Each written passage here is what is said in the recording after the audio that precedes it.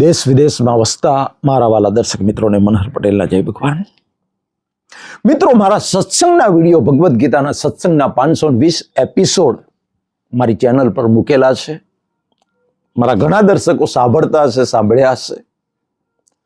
10 દિવસ પછી ઉત્તરાયણ આવે છે.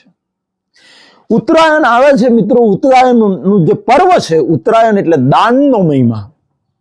આપણા શાસ્ત્રોમાં 4 પ્રકારના દાનનું વર્ણન કર્યું છે: દ્રવ્યદાન, આહારદાન, ઔષધદાન અને જ્ઞાનદાન. એમાં કનિષ્ઠ એટલે કે હલકા પ્રકારનું, જેનાથી ઓછું પુણ્ય બંધાય, એ છે દ્રવ્યદાન. અને જેનાથી સૌથી વધારે પુણ્ય બંધાય, એ છે જ્ઞાનદાન. મિત્રો, કનિષ્ઠ એટલે ઓછું પુણ્ય બંધાય.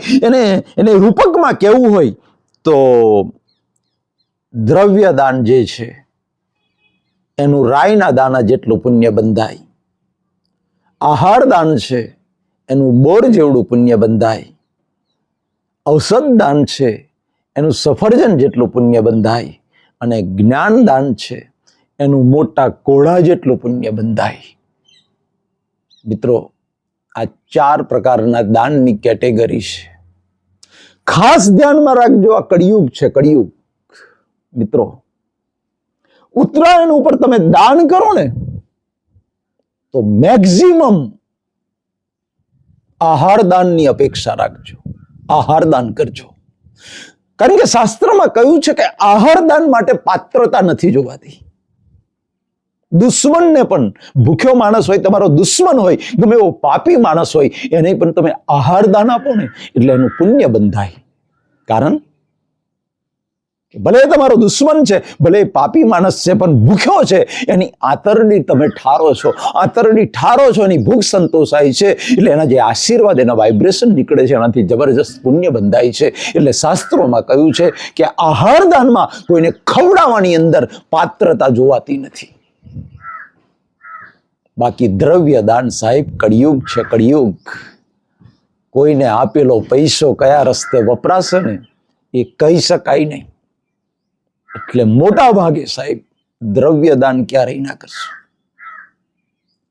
હું પોતે પણ સાહેબ દ્રવ્ય દાન બને ત્યાં સુધી નથી કરતો. ગરીબ બાળકોને પુસ્તકો, આહાર દાન, નિરાધાર બાળકો, નિરાધાર વૃદ્ધો, એમને રાશનની કીટ આપો. કોઈ દ્રવ્ય દાન નહીં, ઔષધ દાન. કોઈ બીમાર છે તો એને દવાખાનામાં દવા કરાવો. જ્ઞાનદાન તો પુસ્તક છે સારું, આધ્યાત્મિક પુસ્તક છે, તો તમારા ખર્ચે એ પુસ્તક કોઈને વાંચવા આપો, વેચો પુસ્તકો. નાના નાના ભૂલકાઓને જમાડો યાર. ચોકલેટ આપો, બિસ્કિટ આપો. પણ ખાસ ધ્યાનમાં રાખજો, મનોહરભાઈની વાતને ગોઠે બોતી લેજો. બને ત્યાં સુધી દ્રવ્યદાન ઉત્તરાયણ ઉપર ક્યારેય ના કરશો. મિત્રો, તમારો આપેલો રૂપિયો, એ 10 રૂપિયાની પોટલી, ગામડાની અંદર તો 10 રૂપિયાની જે પોટલી મળે છે ને, દારૂ, તમારા આપેલા 10 રૂપિયામાંથી એ ઉત્તરાયણના દિવસે રાત્રે જો 10 રૂપિયાનો દારૂ પોટલી લઈ અને દારૂ પી અને બરાબર રેટ થઈ અને ઘેર જઈ ઝઘડો કરશે, પોતાની પત્નીને મારશે, પોતાના બાળકોને મારશે, ગાળો બોલશે, ઘરમાં યુદ્ધ કરશે. મિત્રો, એ બાળકો, એ પત્ની, એની ચિચિયારીઓ, એના દોષિત આપણે ગણાશું. મિત્રો, અને સ્વાભાવિક છે યાર, કળિયુગ છે એટલે લોકો નીકળી પડશે. આવા દારૂડિયા, જુગારિયા બધા નીકળી પડશે. કેમ? તો કે ઉત્તરાયણ છે એટલે દાન તો મળી જશે. તમે 10 રૂપિયા આપ્યા, બીજાએ 10 રૂપિયા, ત્રીજાએ 10 રૂપિયા આપ્યા, 150-200 રૂપિયા ભેગા થઈ ગયા. રોજ દેશીની પોટલી મારતો હશે, પણ 150-200 ભેગા થયા ને એટલે સારી બ્રાન્ડનો ઇંગ્લિશ પીશે. તે દિવસે ઉત્તરાયણનો તહેવાર મનાવવા ગામડામાં આજે હું જોઉં છું સાહેબ કે તહેવારોના દિવસે લોકો એટલા બધા રેન્ટ થઈ જાય છે, દારૂ થઈ જાય છે, પોતાની જાતને વડાપ્રધાન મોદી સમજે છે.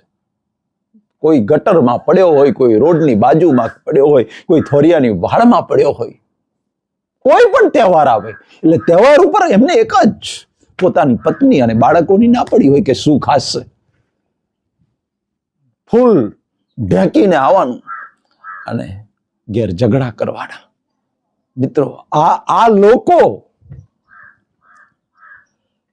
દાન લેવા માટે ઉત્તરાયણ ઉપર જોજો, આવા લોકો નીકળી પડશે. તમારા પેલા 10 રૂપિયા ખોટા રસ્તે ના વપરાય. કોઈના ઘરનું સુખ ઉજળી ના જાય. તમારા આપેલા 10 રૂપિયાના નિમિત્તે કોઈની પત્ની કે બાળકો એના નિશાસા ના લાગે આપણને. મિત્રો, માટે ઉત્તરાયણ ઉપર જો દાન કરવું હોય ને તો સાહેબ આહાર દાન કરજો, પણ દ્રવ્ય દાન મહેરબાની કરીને ક્યારેય ના કરશો, ક્યારેય ના કરશો. શહેરમાં પણ આવા લોકો નીકળી પડે છે લદર વદર, અને સાંજ પડે સાહેબ એ જ પૈસાનું મટન રાંધે છે. મેં તો આંખે જોયું છે. મેં જયારે આવું ને સર્વે કરું, દારૂ મટનની મહેફિલ જામે. સાહેબ, આહાર દાન કરજો. ગાયોને બાજરીની ઘૂઘરી ખવડાવો, ઘાસ ખવડાવો. માણસ આવ્યો હોય તો એને આહાર દાન આપો યાર, આહાર દાન. અનાજ આપો, તમે તમારા ઘરમાં જે કંઈ રાધ્યું હોય એ આપો, તલની ચીકી આપો, સિંગદાણાની ચીકી આપો. આવું આહાર દાન એને આપો. એ વેચીને દારૂ નથી પીવાનો, એ એના બાળકોને જઈને આપશે. સાહેબ, એના બાળકો તમારા ઘરની તલની ચીકી ખાશે ને, સિંગદાણાની ચીકી ખાશે ને, અને ખુશ થશે ને, અને એના આશીર્વાદ મળે ને તમને મળશે ને, એનું પુણ્ય બંધાશે યાર. આહાર દાન કરો, વસ્ત્ર દાન કરો. લદર વદર ફાટેલા કપડા હોય તો એને એકાદ બેન હોય તો એકાદ સાડી આપી દો. કોઈ વૃદ્ધ માણસ હોય જેનું પેન્ટ ફાટલું હોય, શર્ટ ફાટલો હોય, એને તમારી એકાદ જૂની કાઢી નાખેલી જોડી આપી દો યાર. વસ્ત્ર દાન કરો ઉત્તરાયણ ઉપર.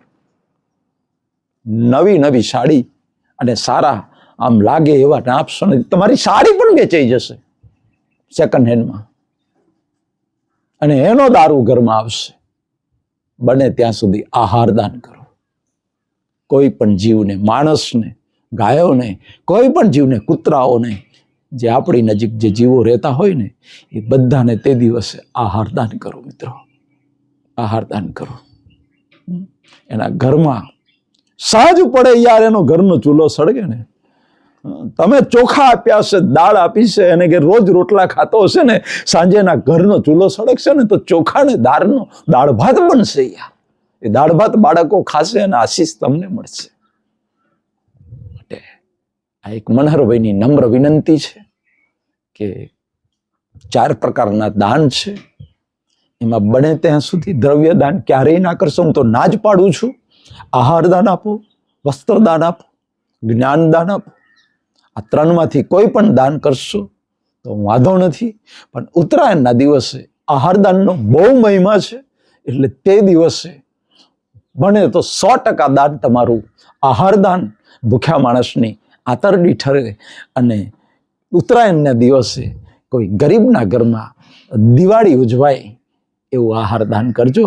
પરમપિતા પરમાત્મા મારા વાલા દર્શકોને લાંબુ નિરોગી આયુષ્ય આપે. હૃદયથી પ્રાર્થના. મનહર પટેલના જય ભારત, જય હિન્દ, જય ગુજરાત.